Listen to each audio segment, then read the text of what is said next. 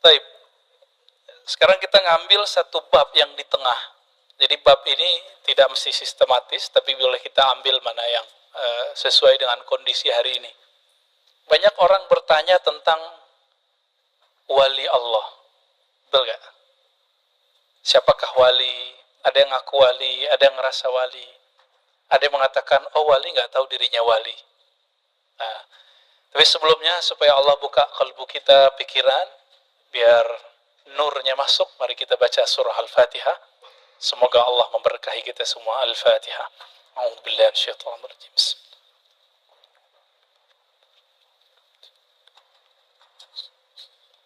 Shiratal ladzina. Amin. Baik, teman-teman sahabat melakukan Allah, bahasa Arab wali itu ya wali. Bedanya wali itu orangnya. Waliullah orangnya.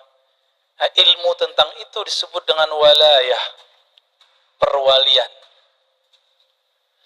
Masuk ke dalam bahasa Indonesia, terjemahannya minimal dua, ya, wali murid, wali kelas, sama wali beneran. Ini berbeda ya, wali murid, wali kelas, atau wali.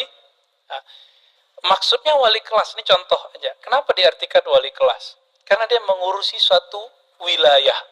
Udah jadi bahasa Indonesia wilayah. Maka seorang wali itu dianalogkan seperti seorang guru.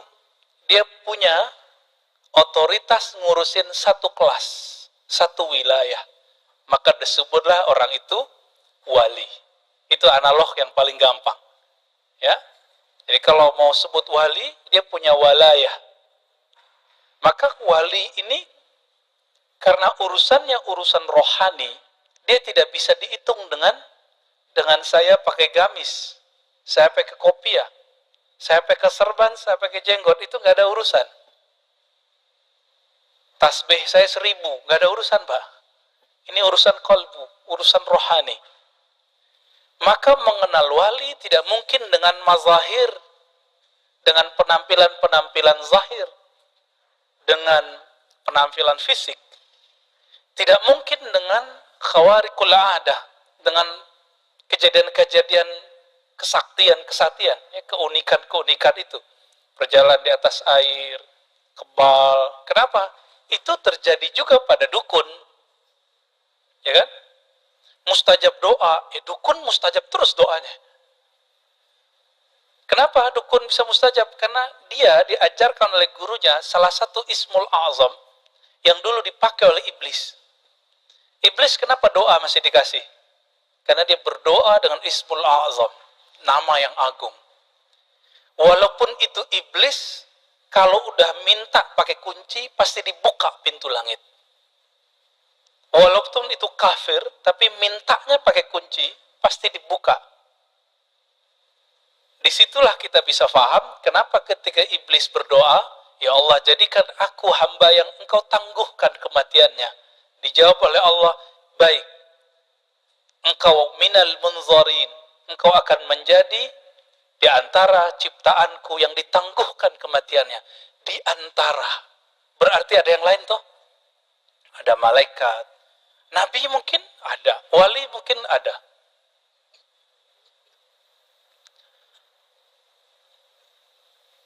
Maka wali Allah itu secara harfiah artinya orang yang disayang oleh Allah Subhanahu wa taala. Orang yang hidupnya diurus oleh Allah. Karena dia diurus oleh Allah, dia kemudian diberi sebuah tugas oleh Allah Subhanahu wa taala, baru sah dia disebut wali. Ada penugasan Pak wali itu. Wali kelas aja diangkat ada SK-nya. Masa waliullah nggak ada SK-nya? Tapi SK-nya bukan pakai tertulis gitu Pak ya. Tertulisnya bukan di kertas begini. Tertulisnya di alam malakut dan jabarut. Ini yang disebut dalam hadis Nabi. Orang yang tidak terkenal di bumi, terkenal di langit. Yang Nabi katakan ya, siapa yang menyebutku, kata Allah Ta'ala, hadis qudsi, man zakarani fi malain, siapa yang menyebutku dalam keramaian, aku sebut dia dalam keramaian yang lebih baik dari keramaian yang ada di bumi. Itu wali itu Pak, wali yang masyhur di langit dan di bumi. Ada yang cuma masyhur di langit, itu lebih banyak, nggak terkenal di bumi. Karena mereka tidak dapat tugas jadi dai. Yang terkenal itu kan dai. Kata Imam Ibn Athaillah, wali di zamannya, kalau seorang pendakwah terus bilang, saya nggak mau terkenal, bagus. Tapi menolak terkenal nggak boleh. Minimal terkenal di jamaahnya, ya kan? Terkenal itu ma'ruf, dikenal oleh jamaahnya. Gimana Pak dakwah kita nggak tahu orangnya? Kita mau denger nggak dia ngomong? Nggak mau. Nah, Nabi Muhammad Allah kenalkan dulu sebagai orang yang amin, sebagai orang berakhlak yang baik, baru kemudian dijadikan sebagai dai. Itulah Sayyidud Du'at, penghulu semua para pendakwah di dunia, yaitu Nabi Muhammad sallallahu alaihi wasallam. Jadi kewalian itu tugas. Ya. Bisa jadi ada orang ilmunya seperti wali kelas, tapi dia nggak dapat tugas. Bisa begitu? Bisa. Atau dia sudah selesai tugas pensiun, ilmunya melebihi semua profesor, bisa saja. Maka ada di antara wali-wali Allah yang sudah dipensiunkan dari tugasnya. Banyak Pak. Biasanya dia keluar punya murid tuh, dia serahkan. Namun biasanya kalau seorang wali selesai tugas, dia minta dijemput oleh Allah. Imam Bukhari udah selesai tugasnya, capek dikejar-kejar sama seorang raja yang tirani, yang zalim. Beliau tidak mau diundang ke istana, karena saat itu ada image, siapa dai, siapa ulama yang dia berdakwah di istana, saat itu pasti penjilat. Tapi sebelum Imam Bukhari, ada Imam Ibn Syihab Zuhri. Dulu dia barengan ngaji sama Umar bin Abdul Aziz. Umar bin Abdul Aziz belum jadi gubernur saat itu, masih santri, ngaji. Ketika jadi gubernur, Ibn Syihab diajak. Ketika dia jadi khalifah, Ibn Syihab Zuhri diajak. Kalau itu nggak disebut menjilat. Itu jadi penasehat. Kalau bukanlah Imam Zuhri, tidak ada Imam Bukhari yang kita kenal hari ini. Karena hadis-hadis yang dipakai oleh Imam Bukhari itu adalah warisan-warisan generasi abad kedua, yaitu Imam Ibn Syihab Az-Zuhri. Nah, Imam Bukhari selesai tugas kewaliannya, dia minta meninggal. Ya Allah, ambil aku malam ini juga. Meninggal Pak malam itu. Itu baru wali. Coba Pak, berani nggak bilang gitu? Kalau wali itu pengen hidup panjang, itu Allah kasih Pak. Kekasih dikasih gak permintaannya? Kasih, ya. Tapi ada tugas. Nah, baik. Kita masuk ke kitab ini. Di Quran itu ada Allahu waliyul ladzina amanu, Allah wali orang-orang beriman. Maka wali itu ada wali secara umum. Allah yang mengurus semua hamba-hambanya, maka disebutlah Allah itu wali. Berarti karakter wali apa? Mau ngurusin orang Pak, ngurusin hamba Allah. Allah itu setiap hari mengurusi hambanya, tapi setiap hari juga orang kemudian durhaka kepadanya. Maka orang-orang yang ingin menjadi wali kekasih Allah, ngurusin hamba-hamba Allah, ngurusin masjid-masjid Allah, ngurusin tempat belajar ilmu-ilmu mengenal Allah, mengenalkan umat kepada Allah, tapi dihujat oleh umat. Tapi dikata-katain oleh umat, siap nggak? Kalau siap, antum akan diangkat jadi kekasihnya. Itu harus punya keputusan. Kalau takut dibenci, takut populer dibenci, maka Ibnu Athaillah mengatakan, ente abduz zuhur, ente bukan hamba Allah yang maha nyata, ente itu hamba Allah yang suka popularitas. Kita juga nggak pengen diam-diam aja, sembunyi-sembunyi, enggak. Kalau ada tugas kita jalan. Maka Ibnu Athaillah mengatakan, jika tugas sudah diturunkan oleh gurumu, oleh Allah SWT, oleh Rasul Sallallahu Alaihi Wasallam, maka tidak ada lagi ceritanya diam-diam. Kenapa? Wali Allah bukan hamba sembunyi-sembunyi, tapi dia hamba Allah yang maha menyembunyikan dan maha menyatakan, yang maha populer dan maha gaib, maha zahir dan maha batin. Ya. Jadi kalau antum bisa berdakwah lewat FB, lewat Instagram, terusin. Tapi jangan kemudian ada yang unlike, ada yang kritik, hatinya jadi gundah. Dikata-katain orang di YouTube, sakit. Ya. Mending sakit badan, sakit hati. Nauzubillah min dzalik. Taib. Apa kata beliau? Syarat kewalian itu beda wali sama nabi apa? Seorang nabi syaratnya maksum, terpelihara dari dosa. Disinilah Syekh Ibnu Taimiyah melanggar ijma ulama ahlus sunnah yang mengatakan bahwa ahlus sunnah nih sepakat bahwa nabi, semua para nabi dan rasul terpelihara dari dosa besar, begitu juga yang kecil. Tapi Syekh Ibnu Taimiyah, semoga Allah mengampuninya, ya, karena beliau di akhir hayatnya bagus dan dikuburkan di kuburan para sufi, makbarah sufiyah. Gak percaya antum berangkat ke Damaskus. Jadi di sana ada komplek para sufi, hanya sufi yang boleh dikubur di situ, Pak. Hanya wali-wali Allah yang boleh dikubur di situ. Ibnu Taimiyah akhir hayatnya beliau mengamalkan kitab risalah Kusyairiyah. Makanya beliau mengeluarkan kitab Al-Kalimut Thayyib, lalu kemudian opininya 2 jilid dalam Majmu' Fatawa tentang tasawuf. Sangat bagus sekali. Sangat bagus sekali, ya. Tapi beliau mengatakan apa? Para nabi terpelihara di dosa besar, tapi tidak di dosa kecil. Alasannya ketika Nabi Adam memakan buah larangan disebut berdosa. Padahal dosa di situ bukan dosa yang kita pahami. Contoh begini, imam itu pantasnya pakai kopiah bukan? Ya, benar. Kalau ada imam nggak pakai kopiah gimana? Nggak pantas. Nah, ini yang disebut dosa imam. Bukan dosa besar itu, nggak juga dosa kecil. Kepantesan. Khotib pakai baju kaos kira-kira gimana, Pak? Pantas nggak? Nggak pantas.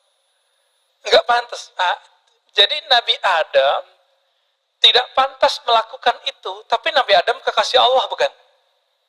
Maka Nabi Adam itu kekasih Allah melakukan sesuatu pelanggaran adab. Kira-kira Allah murka atau gemes? Kalau kekasih gemes, Pak. Maka dikasih ujian, turunlah ke bumi. Jadi itu bukan kemurkaan. Ini perbedaan perspektif akidah Islam dengan akidah di luar agama Islam, ya, yang menganggap kalau Nabi Adam dan Siti Hawa itu dikutuk. Nauzubillah min dzalik.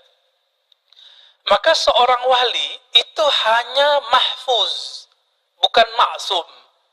Mahfuz dari kata hafaza yahfazu, hifzan, hafaz, hafalan.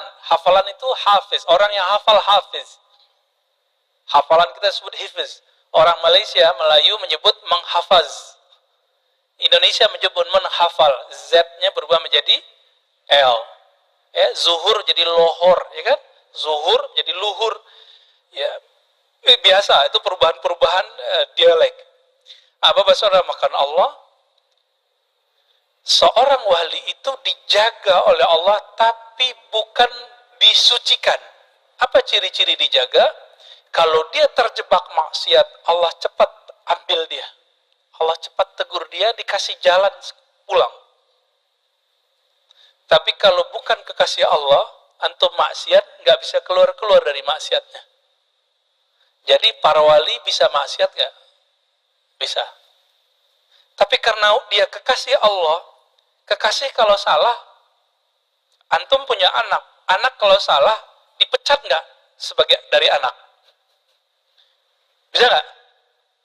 Mau gimana juga, anak tetap anak. Nggak ada namanya pemecatan anak. Ada? Kira-kira begitu. Apa kata Nabi? Allah itu lebih sayang kepada hambanya daripada seorang ibu kepada anaknya. Kebayang? Kalau anak salah, itu disembelih atau dicubit? Ditusuk pakai pisau atau cuma dikasih rotan sayang?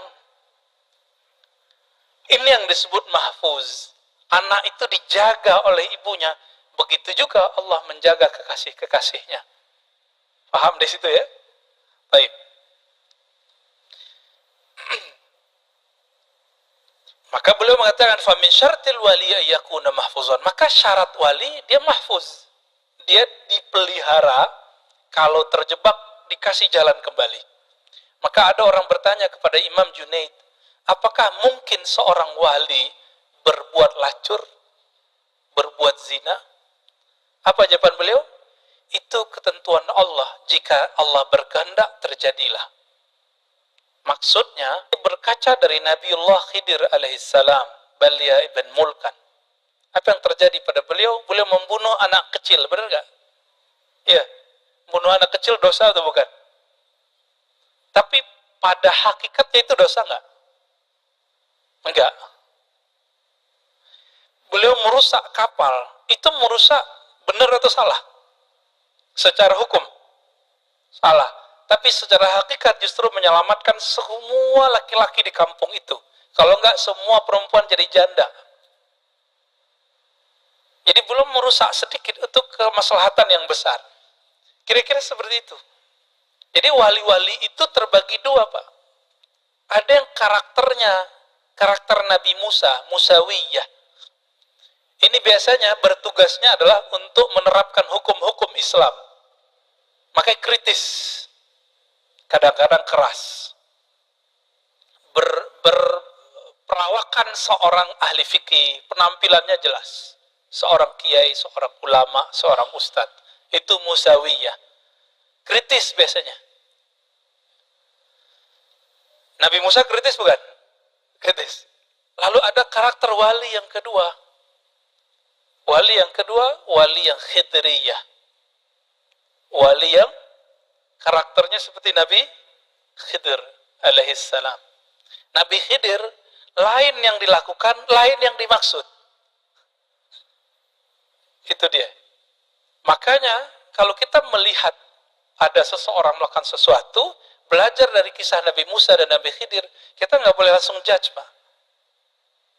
Ini sekarang orang udah satu masjid, udah ngejudge orang. Jadi udah Nabi Musa nggak lolos, Nabi Khidir nggak nemu. Ya. Namun yang sempurna itu adalah walayah al-Muhammadiyah. Kewalian Nabi Muhammad SAW menggabungkan yang zahir dan batinnya. Tapi itu ada prosesnya. Itulah yang digabungkan nanti oleh imam akhir zaman itu. Yang kita sebut Imam Al-Mahdi. Imam Al-Mahdi. Ya. Baik. Suatu kali, jadi wali-wali di awal-awal dulu sampai sekarang, yang wali-wali Musawiyah ini, dia mainnya di adab.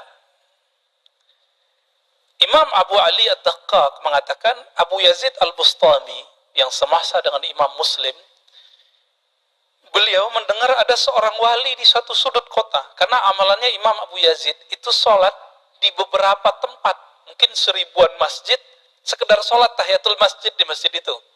Atau ikut sholat jamaah jika waktu maksud sholatnya datang. Itu amalannya Abu Yazid. Jadi Abu Yazid ini safar terus. Ke masjid mana, masjid mana, masjid mana, masjid mana. Kita nggak tahu dulu nyampe ke kita nggak ya. Kita nggak ngerti. Ya. Karena beliau diberi karomah oleh Allah bisa tembus ke tempat tanpa perlu pakai kendaraan. Tapi nggak selalu. Abu Yazid Al-Bustami. Satu kali sampailah di satu masjid. Ya, wusifa lahu bil walayah. Ada seseorang imam yang disebut seorang kiai, dia ini wali Allah. Imam Abu Yazid dapat tugas menentukan wali itu salah satunya adabnya bagus, adabnya tinggi. Dulu masjid bukan begini, Pak, ini masjid jangan ngeluh ya, yang nggak pakai sejadah. Ini udah enak nih, Pak. Dulu orang sholat di masjid pakai pasir. Masuk ke masjid beliau, si imam ini, apa yang dilakukan? Tanakhama fil masjid. Dia meludah di dalam masjid. Tidak disebutkan dia meludah ke pasir, atau dia meludah ke jendela, atau meludah ke depan. Tapi dia meludah di rumah Allah. Apalagi kalau kentut di masjid, Pak, mohon maaf. Wali Allah nggak mau kentut di masjid. Kecuali dia khidriyah. Ini bab Musawiyah ini. Pengikut Nabi Musa. Karena pakai syariat. Abu Yazid al-Bustami qaddasallahu sirrahu, ketika melihat begitu, langsung raja'a wa lam yusallim alaihi. Langsung pulang, nggak jadi nyapa beliau. Nggak jadi apa kita sebut.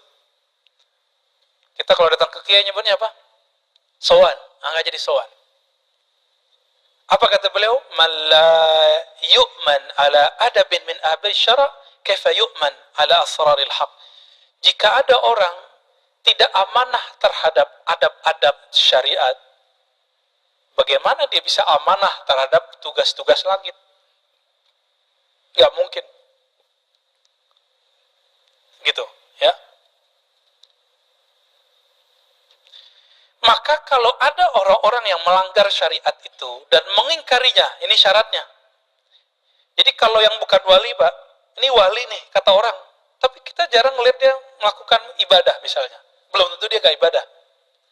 Kita harus dengar dari dia bahwa dia mengingkari ibadah itu. Mengingkari syariat itu. Kalau dia mengingkari syariat itu, batal kewaliannya. Jadi kalau antum ketemu seorang wali, udah masuk waktu asar kok belum sholat-sholat. Karena wali ini kadang-kadang Allah kasih kelebihan bisa mecah badan. Siapa itu? Nabi Yakub. Nabi Yakub kekasih Allah bukan? Beliau nabi itu pasti wali.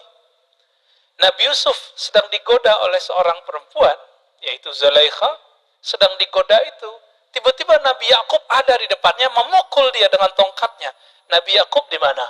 Di Yerusalem. Nabi Yusuf di mana? Di Mesir. Kok bisa pindah tempat? Padahal Nabi Yakub tidak pindah tempat. Itu yang disebut mecah, rohaninya mecah. Maka Nabi Muhammad SAW bisa saja dilihat dalam semalam orang mimpi dalam rupa yang berbeda-beda. Siapa yang mengatakan ini? Imam Ghazali. Diulang ini Imam Ghazali. Diulangi oleh ahli hadis Imam Ibnul Arabi Al-Ma'afiri. Imam ahli hadis dari Maroko, bukan Ibn Arabi yang Andalusi, ya. Taib. Kok jadi tegang gitu, Pak, bahas wali? Sekarang nggak pakai kitab dulu deh, ya. Pusing kalau pakai kitab. Masih ada waktu. Wali itu setinggi-tingginya wali, dia di bawah semua para nabi. Setinggi-tingginya para wali, dia pasti di bawah derajat para nabi. Dan setiap wali pasti mewarisi seorang nabi. Setiap wali. Dalilnya apa? Al-ulama warasatul anbiya. Ulama pewaris para nabi, bukan rasul. Maka yang diwariskan oleh seorang nabi adalah nubuatnya, bukan kerasulannya. Ada wali yang diwariskan oleh Nabi Ibrahim. Maka coba lihat nanti, tawakalnya tinggi. Musuhnya banyak. Musuhnya banyak, tawakalnya tinggi. Pegangannya hasbunallah wa ni'mal wakil. Bukan bikin laris dagangan itu doa, ya. Nyampe di orang-orang yang uskun, ustadz tapi dukun, dipakailah hasbunallah, waris para nabi, mesti juga 124.000 setiap masa.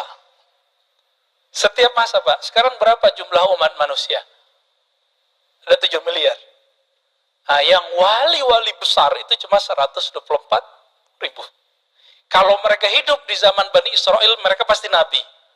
Makanya dulu di zaman Bani Israel itu ada nabi semasa. Nabi Daniel, Samuel, apa itu semasa, bahkan umurnya panjang. Ada nabi yang mendekati masa kenabian Nabi Muhammad SAW, namanya Daniel. Ya ada, itu di daerah Syam. Dan dia tahu kemunculan Nabi Muhammad SAW, karena kalbunya terang, dia melihat di bagian selatan, dia kan melihat ke selatan, sudah muncul cahaya Al-Badar, rembulan, bulan purnama. Dia sudah melihat. Itu yang dilihat oleh Sofiyah ketika beliau bermimpi. Bulan purnama jatuh masuk ke kamarnya. Dia lapor ke ayahnya. Ayahnya seorang rahib. digampar anaknya pingsan. Kenapa? Rahib ini tahu sang rembulan adalah Muhammad sallallahu alaihi wasallam. Maka mimpi itu oleh Imam Bukhari ditaruh dalam satu bab yang spesial. Kitab Ta'birur Ru'ya dalam Sahih Bukhari. Bab mengenai pentakbiran mimpi-mimpi. Jadi bagi ahli kolbu, mimpi itu adalah media apa? Berita resmi dari langit. Kalau bumi kan kita baca CNN, TV One, Metro, apa lagi? Berita Satu, ya. Sama. Itu berita langit juga begitu, Pak. Ada channel-channelnya itu di kolbu itu. Belum tahu ya? Pengen tahu kalau kita sebenarnya sudah praktek. Antum menikah dulu kan? Sebagian besar kan udah menikah nih. Atau mau cari kerja, atau mau ngapain? Istikharah nggak? Istikharah itu buka channel berita langit. Aku cocoknya milih yang mana ya Allah? Kira-kira gimana? Pernah? Berarti dulu pernah buka channel alam langit itu, alam jabarut, alam malakut. Kita pernah melakukan itu, Pak. Tapi karena tidak diolah, tidak diasah, nggak tajam. Nabi Muhammad SAW lama di Gua Hira, tajam. Setelah jadi Rasul pun masih itikaf, lebih tajam lagi. Ini para ustadz siapa yang suka itikaf? Orang itikaf dia jalan-jalan, ya, pindah pengajian sini, ya bener sih. Cuma kapan lagi dia itikaf? Akhirnya jamaahnya lebih tajam kolbunya daripada dirinya. Ini kejadian Pak di mana-mana. Ya, ini pelajaran buat saya. Karena kita berdakwah, kita ngajar, kita guru ngaji. Ngajar orang tapi kayak lilin, nyinari orang tapi kita kebakar. Inilah nasib orang yang tidak menyisihkan waktunya bersama Allah Subhanahu wa ta'ala. 124.000 itu dari mana? Secara fisik mereka dari Nabi Adam alaihis salam. Benar ya? Semuanya. Benar. Ini anak Nabi Adam itu anak iblis. Nabi Adam ya? Sepakat. Karena semuanya keturunan Nabi Adam, semuanya keturunan Nabi Adam, Nabi Adam itu ditegur oleh Allah SWT, dikasih pengajaran. Saya pernah membahas ini. Satu kali Nabi Adam ditanya, Dam, ente kok bisa sholawat, tahu dari mana? Allah berbahasa basi, padahal Allah maha tahu semuanya. Ini dialog mesra Allah dengan kekasihnya. Apa jawaban Nabiullah Adam alaihissalam? Ya Rob, aku melihat ke arasmu, ke langit sana, aras langit. Jadi langit itu ada langit yang 7, ada langit aras. Beda. Karena langit itu bahasa Arab artinya sumu, kullu ma'ala fahuwa sama. Semua yang tinggi disebut langit. Memandang dia ke atas, surga kan sudah di Sidratul Muntaha. Sudah di atas langit ke-7, Pak. Melihat ke langit-langitnya Sidratul Muntaha, tembus pandangnya sampai ke aras Allah Subhanahu wa taala. Di situ dia melihat nama Allah dan nama Muhammad atau Ahmad. Berpikirlah Nabi Adam, tidak mungkin ini nama biasa. Pasti nama spesial. Karena nama pencipta digandengkan dengan nama seseorang. Ini coba lihat. Kalau dulu waktu masih kecil, waktu sekolah, sering nggak nulis nama kita love siapa gitu. I love siapa, ditulis Pak, bener nggak? Bahkan perempuan-perempuan kalau nikah atau pas ulang tahun sering buat kalung simbol namanya misalnya Sinta, cowoknya namanya apa namanya? Mahdi gitu ya. SM gitu. Dibuat love SM simbol. Siapa yang mengilhami itu? Allah. Maka kita kalau di rumah, bagi yang tidak mengharamkan foto dia, ya kan?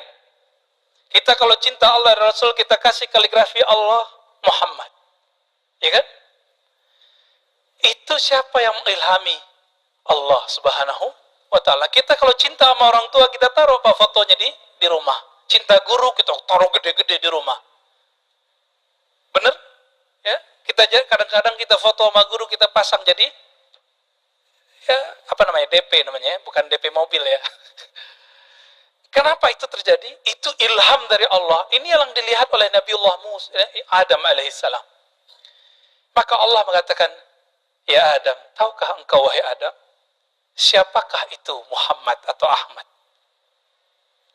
Apa jawaban Adam? Engkau yang lebih tahu ya Allah. Dijawab oleh Allah Subhanahu wa taala, itu adalah orang yang karena dia aku ciptakan engkau.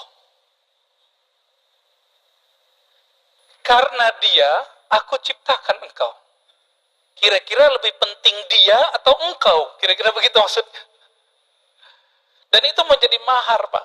Menjadi mahar pernikahan ibunda Sayyidatuna Hawa dan ayahanda Adam alaihissalam. Kan kita pantas menyebut itu, ya? Abuna Adam wa ummuna Hawa. Itu maharnya. Sekarang antum main-main dengan sholawat, ya? Sekarang kita kurang ajar kepada Rasulullah mengatakan orang tua Nabi di neraka.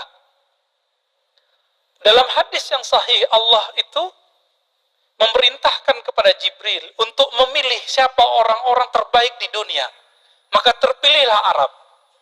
Keturunan Ismail, Adnan.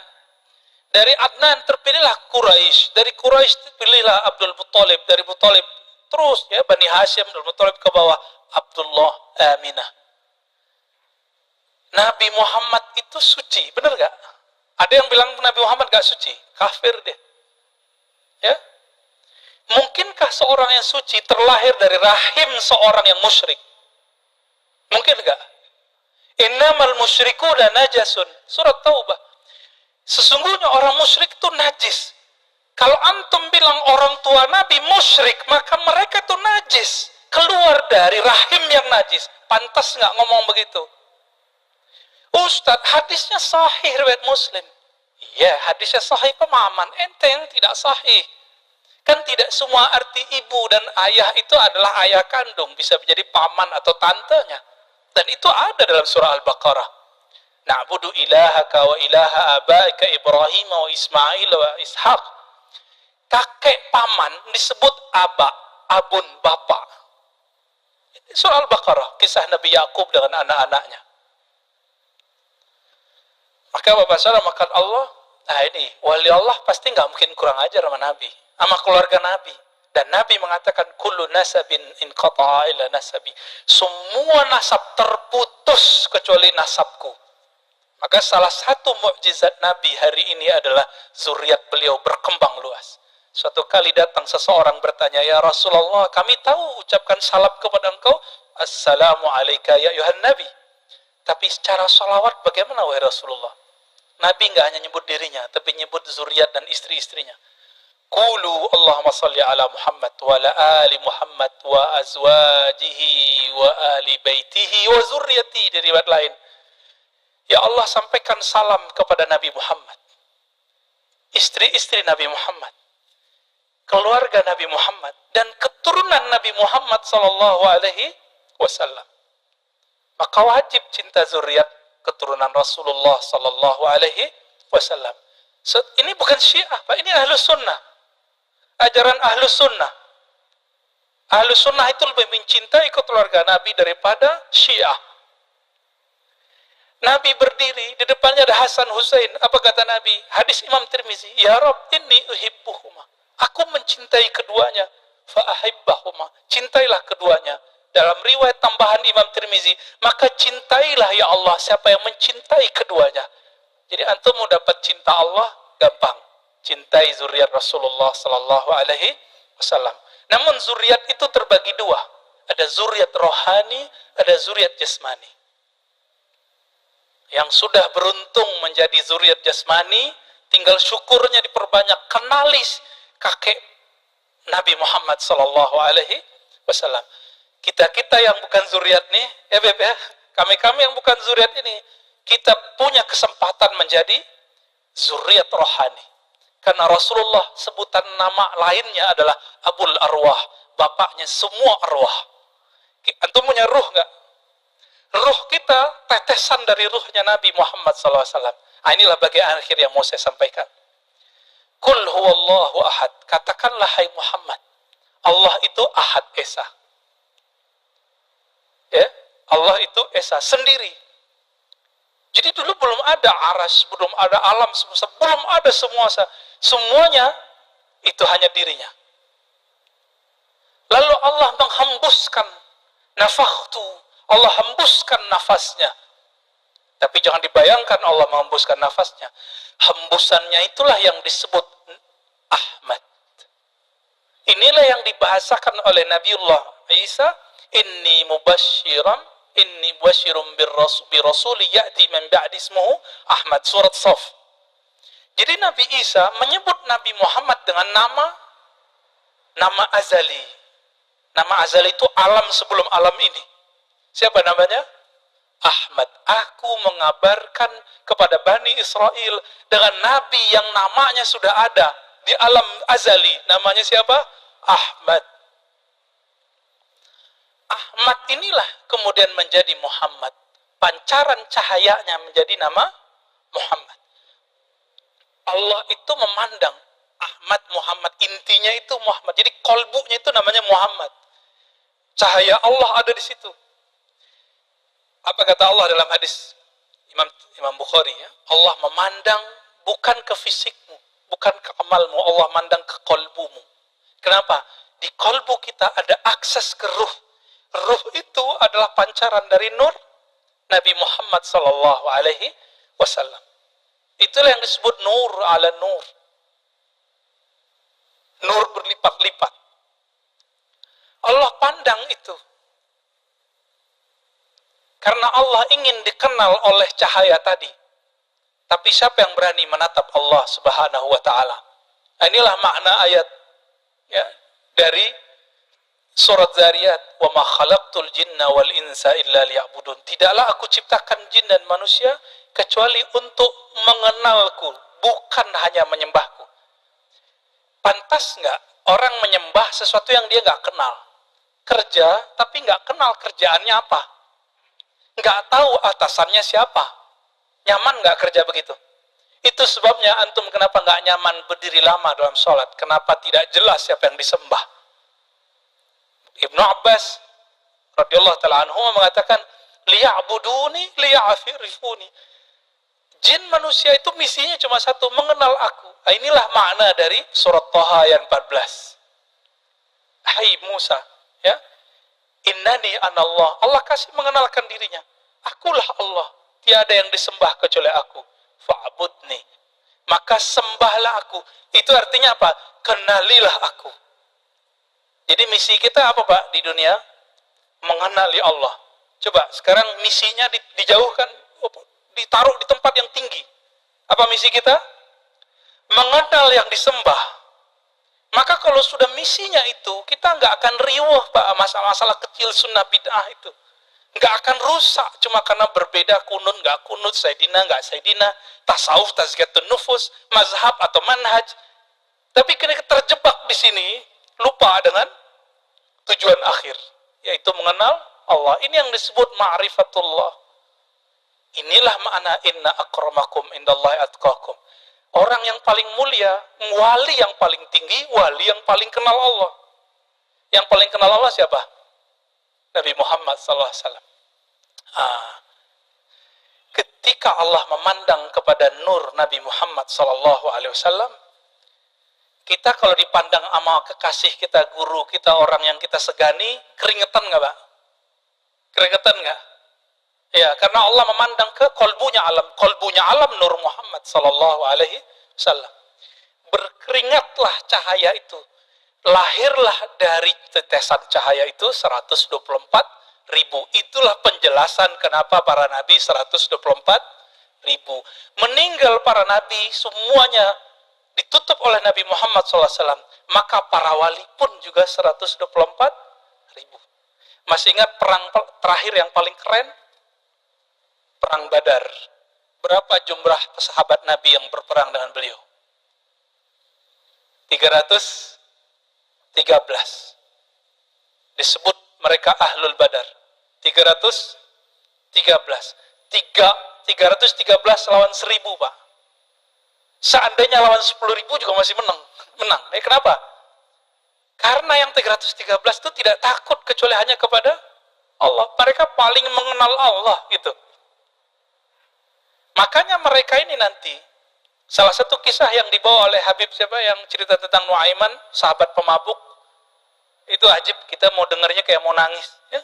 Karena beliau zuriat Rasulullah, bercerita tentang Nabi betul-betul dari dalam dirinya. Ya. Maka saksikan ya Allah, kami mencintai engkau, mencintai Nabimu dan kezuriat-zuriat Nabimu. Nuaiman itu ahlul Badar. Karena imannya sudah menembus ke dalam relung hatinya. Tapi beliau punya kebiasaan buruk yang susah ditanggalkannya. Yaitu maksiat, bukan maksiat ya. Melakukan dosa minum toa. Di zaman Umar, tim-timnya Umar ini kan banyak. Laporan datang. Ya Umar, itu kekasih Allah atau kekasih setan itu? Ya. Nah, ini sebagai akhir. Apa jawaban Umar? Oh, jangan kamu laknat dia. Karena dia dicintai oleh Allah dan Rasulnya. Maka sahabat-sahabat semua, saya berdoa semoga kita termasuk yang 124.000. Jika tidak, antum termasuk yang mencintai yang 124.000. Amin ya rabbal alamin. Allahumma syfa'na bi syafa'ati nabiyyika Muhammad sallallahu alaihi wasallam. Subhanakallahumma wa bihamdika asyhadu an la ilaha illa anta astaghfiruka wa atubu ilaik. Assalamualaikum warahmatullahi wabarakatuh.